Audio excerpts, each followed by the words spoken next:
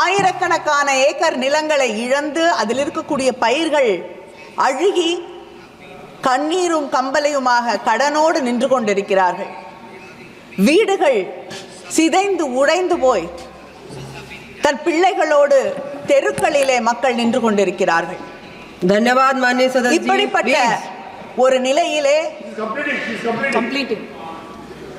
இங்கே இருக்கக்கூடிய ஒன்றிய அரசாங்கம் ₹1 கூட தமிழ்நாட்டுக்கு மக்களுக்கு மாநில அரசுகளுக்கு தர முன்வராமல் இப்படி கல் நஞ்சோடு நடந்து கொள்வது என்பது ஏற்றுக்கொள்ள முடியாது.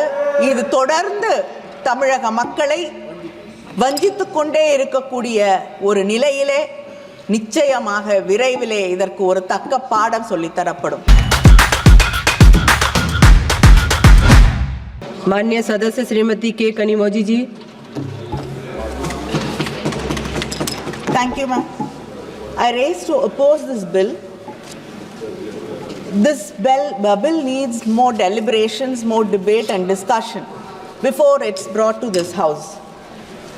When you look at it now, it has more omissions and commissions than what is actually going to benefit this country.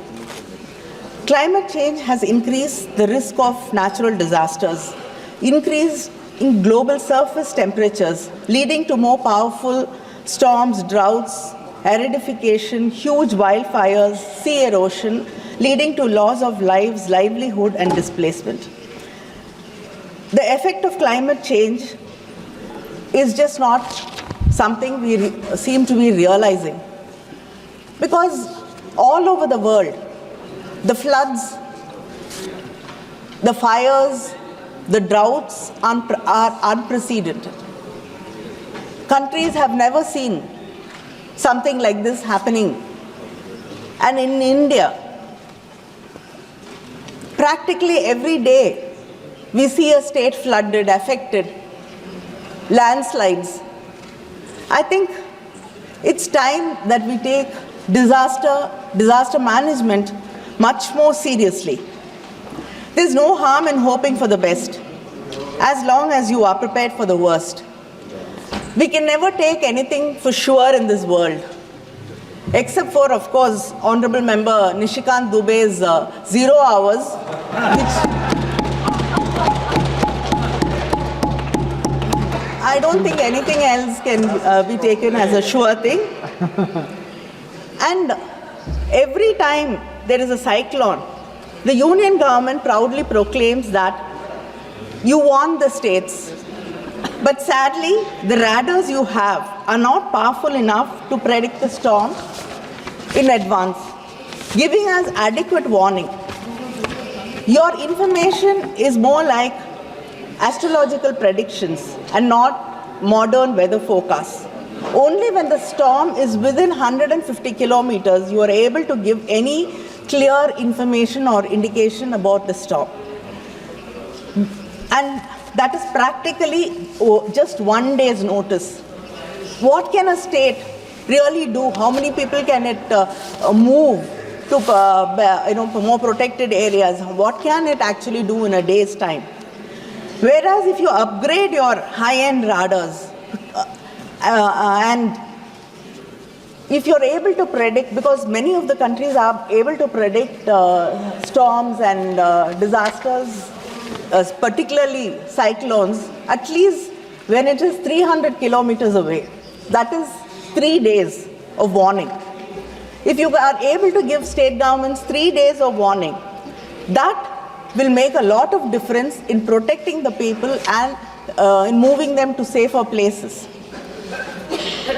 And using satellite images with AI interpretations will also be very helpful and give us a clearer picture of disasters, because so many other kinds of disasters we are not able to understand or able to predict. You call yourselves global teacher, Vishwa Guru. Then we cannot be unprepared. If you're going to teach the world, if you're going to lead the world, I think we should show leadership in disaster management and protecting our people. But we don't seem to be really caring because most of the times it is the underprivileged, the poor and the farmers who are the worst hit. We know how this government treats its farmers. So you've taken away their right to speak, dignity of life and liberty. And now we can't take their lives away too. Like most of the bills passed by the NDA, this bill is also detrimental to state rights. Cooperative federalism, which you keep talking about, has become confrontational federalism in reality. Disaster management is a state subject. Any amendments without consulting the states will have negative impact on disaster response. Para 6.1 has proposed including technical guidance to state governments and the authorities. Does it mean that the state will be bound by the advice of the union? And the bill proposes to create a national level, state level disaster database. This is something I think everybody of us over here will welcome.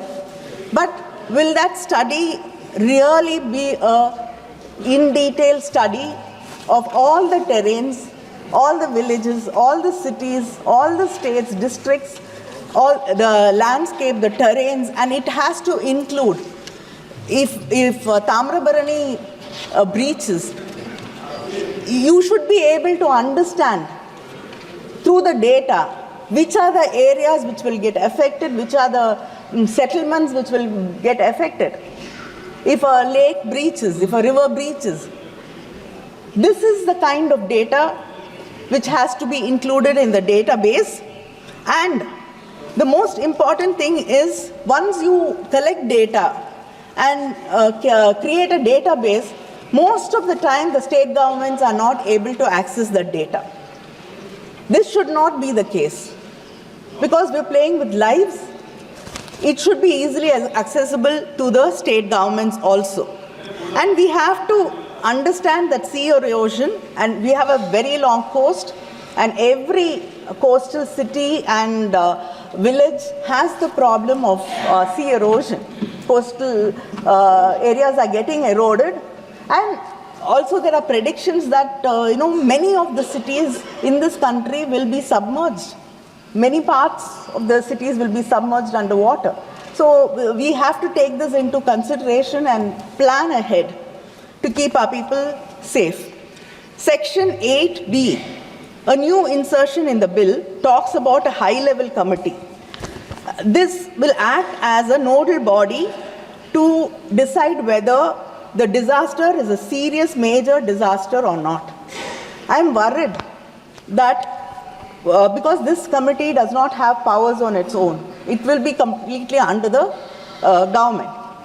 So when it is under the government and it has to decide according to the government, maybe only serious disasters will only happen in double engine states, where the single engines will be left to fend for themselves.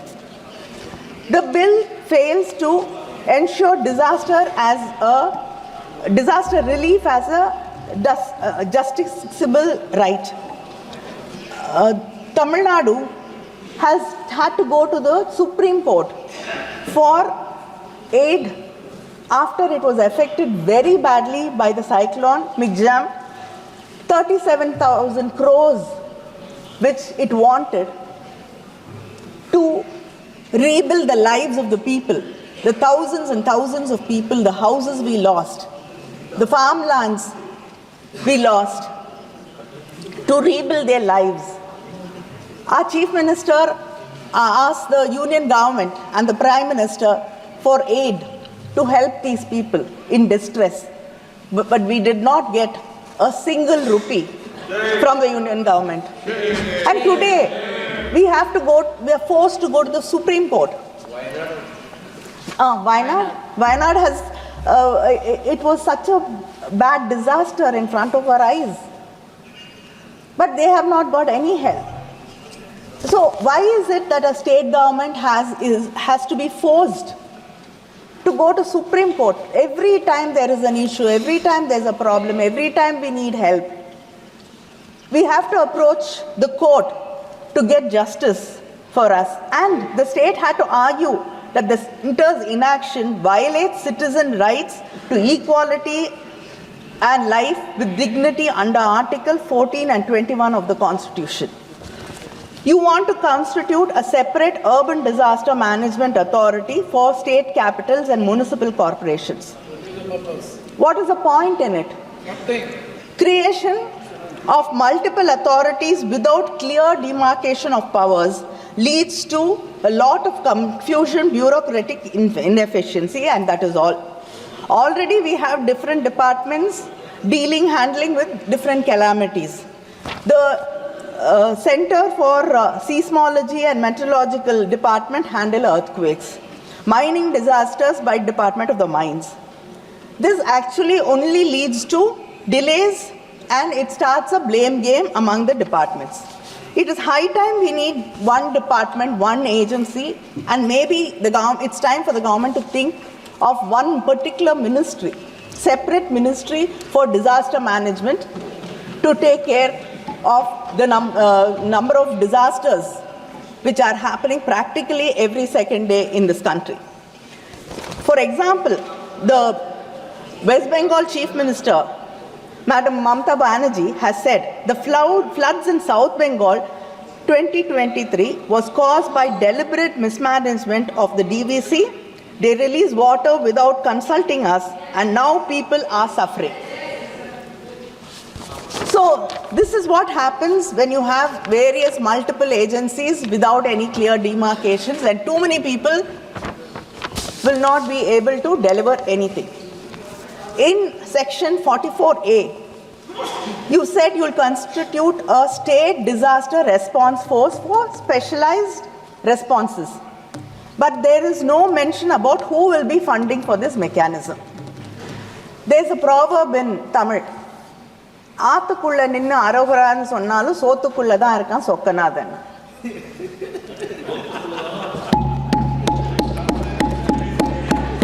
So, if you don't tell us who's going to fund it, again that burden will come on us. So I think the bill has to be very clear about who is going to fund this disaster response force for specialized response. India has, and moreover, India has witnessed over 5,000 deaths from 2014 to 2020 due to heat waves. Due to global warming, it's expected to increase and become frequent, the heat waves. The government has to notify heat waves as a disaster. The Tamil Nadu government under our Chief Minister, M.K. Stalin, has declared heat waves as a state-specific disaster, enabling relief and ex gratia payment of 4 lakhs to the families of the deceased. I like to say it, even if you wouldn't want to hear it, it's a Dravidian model government, so we lead by example. So this is one more thing you could think of following us.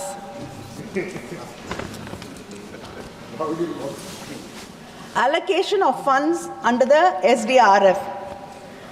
Its 30% weightage is given to population and the area. This puts states like Tamil Nadu, which has controlled population, at a very big disadvantage. You're giving 30% weightage for the funds to be released to us.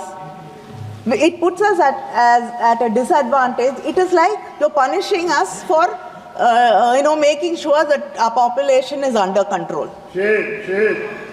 இது நல்லா படிச்சு நல்ல mark வாங்குற பிள்ளைய கொண்டு போய் கிளாஸை விட்டு வெளியில நில்ல அப்படின்னு சொல்ற மாதிரி ஒரு நிலைமையை தான் இங்க நாங்க பார்த்துட்டு இருக்கோம். தொடர்ந்து எல்லா விதங்களிலுமே தமிழ்நாடு முன்னேறிய மாநிலமாக இருக்கக்கூடிய காரணத்தாலேயே, மக்களை பற்றி கவலைப்படக்கூடிய மாநிலமாக இருக்கக்கூடிய காரணத்தாலேயே, நாங்கள் தொடர்ந்து நல்லாட்சி செய்து கொண்டிருக்கக்கூடிய காரணத்தாலேயே நாங்கள் மிகப்பெரிய அளவிலே தொடர்ந்து பாதிக்கப்பட்டு கொண்டிருக்கிறோம், வஞ்சிக்கப்படுகிறோம். கேரளாவும் எங்க பக்கத்தில் இருக்கக்கூடிய கேரளாவும் அதே பிரச்சனை தான். ஆமா, நீங்க ரெண்டு கையும் விரிச்சு காட்டுறீங்க, அதே நிலைமை தான். விரிச்சுட்டாங்க, கையை விரிச்சுட்டாங்க. சென்ட்ரல் யூனியன் கவர்மெண்ட் நம்மளை பார்த்து கையை விரிக்கிறாங்க. The disaster risk index. You are putting us. इनके प्रश्नों का उत्तर दिया जाएगा, लेकिन एक ही आग्रह है, जरूर आज डर होता है कि मोदी सरकार जो की है हर प्रश्नों का जोरदार उत्तर है और शानदार काम किया गया, इसलिए दिया जाएगा. Yes, thank you. That is why I am speaking. We want a good reply. Minister, that is why we have gone to Supreme Court, taking the begging bowl. The disaster risk index. We are not part of the union. You've given us, you've put us along with the West Coast. Historical study shows eastern coastal states are more prone to cyclones due to wind movement in the atmosphere circulation. But you have not put us in the high risk category. So, please, to be fair, you have to put Tamil Nadu in the high risk category along with Andhra, because we are faced with frequent cyclones and storms and it's increasing. Now, I'd like to, the minister, I hope he has a reply for this particularly, because I like to read some numbers out. We do not deny the fact that when there is a storm or a माननीय सदस्य disaster. Complete करिए please, समय पूरा हो गया. Complete करिए, Only speaker. Complete करिए. Speaker, madam. Yeah, few minutes.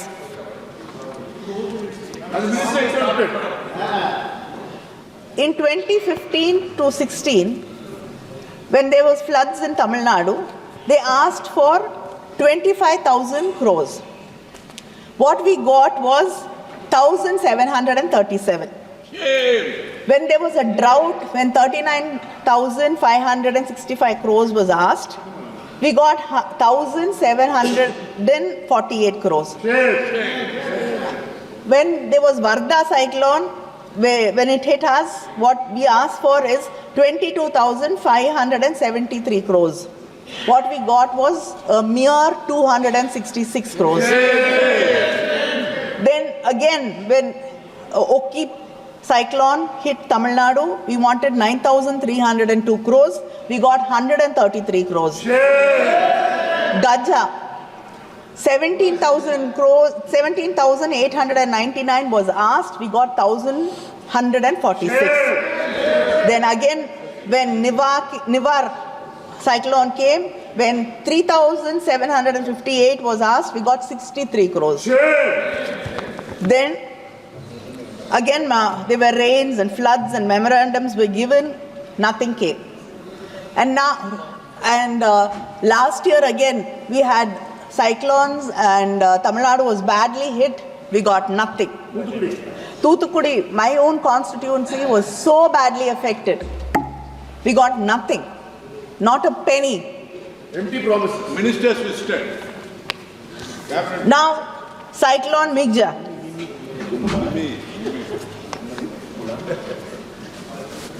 Around 37,000 crores was asked, we got nothing. Now the Tamil Nadu government has been forced to go to the Supreme Court to get justice. And the cyclone Fengal. First, initially, the Chief Minister asked for 2,000 crores.